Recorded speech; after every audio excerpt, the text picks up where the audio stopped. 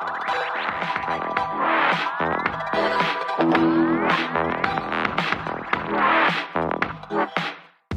pagi rekan-rekan Tuhan kasih dalam Tuhan, apa kabarnya? Yang pasti baik-baik aja. Ya, rekan-rekan, kita kembali dalam database. Sebelum kita membaca dan merenungkan firman Tuhan, mari kita satu dalam doa, kita berdoa. Puji dan syukur Tuhan atas berkat yang indah pada pagi yang indah ini. Tuhan, kami akan membaca dan merenungkan firman-Mu. Siapkan hati dan pikiran kami agar dapat kami mengerti bahwa apa yang kami baca dan renungkan ini berguna buat kami. Dalam pujilah Kristus, amin.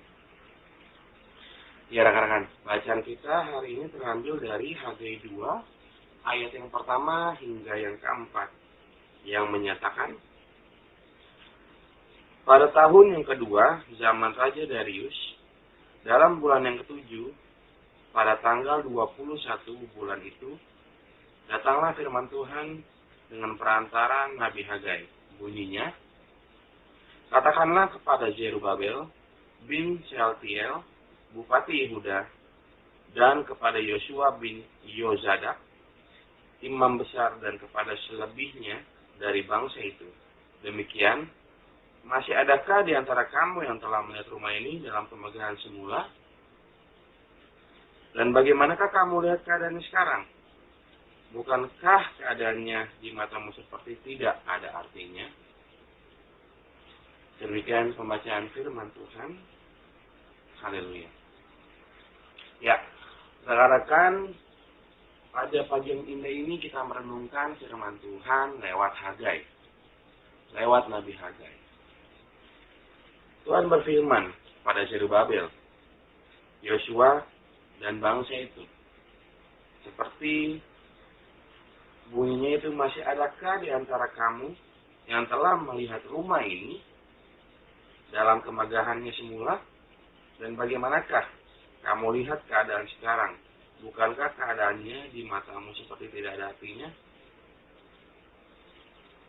Tuhan menyatakan, apakah Tuhan mempunyai arti dari peringatan yang tersebut, pernyataan yang tersebut? Yang pasti ada rekan-rekan. Dari pernyataan itu, Tuhan berfirman kepada mereka yang berkepentingan. Ya, yang berkepentingan, yaitu Zerubabel bin Shealtiel, seorang bupati Yehuda, dan kepada Yosua bin Yozadak, imam besar. Ya kan? Jadi ada seorang pemimpin agama serta pemimpin bangsa. Ya kan? Untuk mengingatkan kepada mereka fungsi Bait Allah agar meneruskan pembangunannya. Jadi sebelumnya sempat terhenti pembangunan Bait Allah. Jadi ada hubungannya pembangunan tersebut dengan pekerjaan atau hubungan erat dengan keberimanan umat. Nah, lewat Hagai ini Tuhan mau menyampaikan kepada bangsa Israel, dan perlu diketahui sebelumnya tugas utama Nabi Hagai adalah mendorong umat agar segera melanjutkan pembangunan Bait Allah yang terhenti. Ya kan? Tugas pertamanya. Dengan mengajak siapa? Para pemimpin dan umat menyadari kesalahannya dan mau bertobat. Ya. Jadi mungkin sebelumnya Hagai mengingatkan terlebih dahulu untuk para pemimpin dan umatnya bertobat, sebelum melanjutkan pembangunan Bait Allah. Hagai mulai dari situ terlebih dahulu. Dari sisi rohaninya dulu, secara fisik, secara diri sendiri. Hagai mau memperbaiki hal tersebut. Jadi Hagai mengingatkan kepada atau mengajak para pemimpin dan umatnya menyadari kesalahan dan mau bertobat.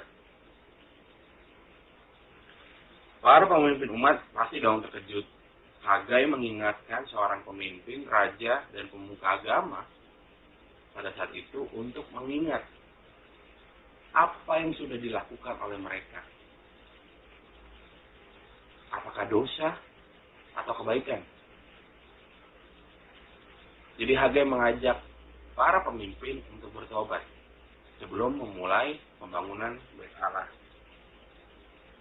Jadi karena hal itu mereka terkejut dan mereka menyadari bahwa dosa dan kemauan untuk bertobat itu harus ada. Ya, dan biasanya adanya kesadaran akan dosa dan kemauan untuk bertobat itu bisa timbul cepat dari apa? Perbandingan. Perbandingan apa? Diri seseorang jika mau masa lalu yang baik diperbandingkan dengan masa kini yang terpuruk. Ya, masa lalunya mungkin sangat baik, sangat berkecukupan, sangat bahagia. Tapi mungkin pada saat kebahagiaan itu mereka melakukan dosa. Saking bahagianya, tidak bisa bersyukur. Ya, rekan-rekan. Dan di masa yang akan datang, mereka merasa terpuruk. Nah, dengan perbandingan itu, biasanya lebih cepat untuk melakukan pertobatan. Ya. Nah, Tuhan berfirman kepada Hagai untuk meyakinkan umat Israel akan tugas mereka, yaitu meneruskan atau mengerjakan pembangunan Bait Allah yang sudah tertunda. Nah, namun perlu diketahui rekan-rekan, jika ingin melanjutkan pembangunan atau membangun sesuatu, pendekatan seperti ini hanya bisa berhasil jika dilakukan oleh pemimpin. Jadi harus ada leadernya, harus ada ketuanya yang bisa mengayomi atau merangkul untuk mengajak pembangunan Bait Allah lagi. Ya, rekan-rekan. Pemimpin seperti apa yang perlu diadakan? Pemimpin yang jujur, rekan-rekan, terhadap orang lain dan diri sendiri. Ya, kenapa? Karena ada yang mau jadi pemimpin, namun caranya salah. Ya, caranya salah. Seperti mereka mengolok-olok, mereka menjelekkan, mereka tidak jujur terhadap diri sendiri maupun orang lain. Banyak hal-hal itu yang dilakukan oleh para pemimpin dengan cara yang salah. Nah, hal-hal tersebut salah. Ya, kan? Seharusnya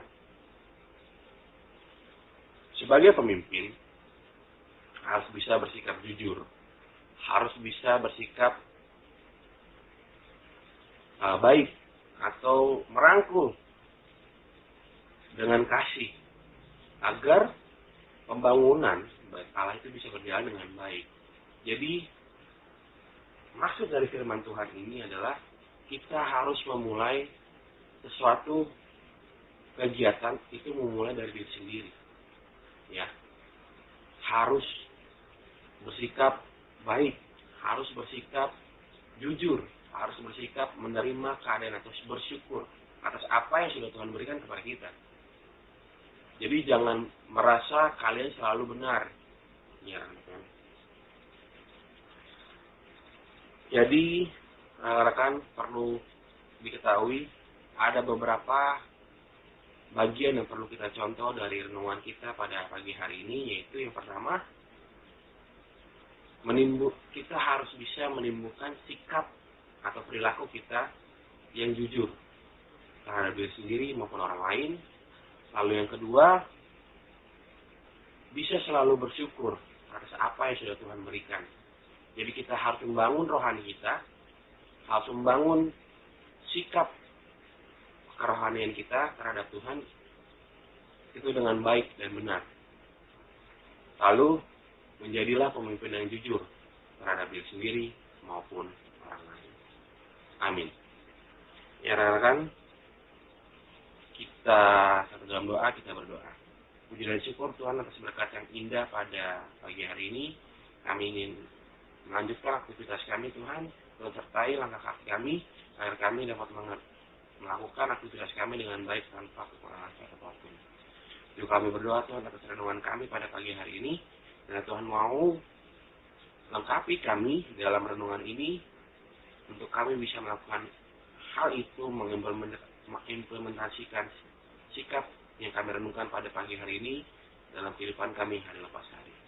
Terpujilah Kristus. Amin. Ya rekan-rekan, selamat beraktivitas. Tuhan Yesus memberkati. Dadah.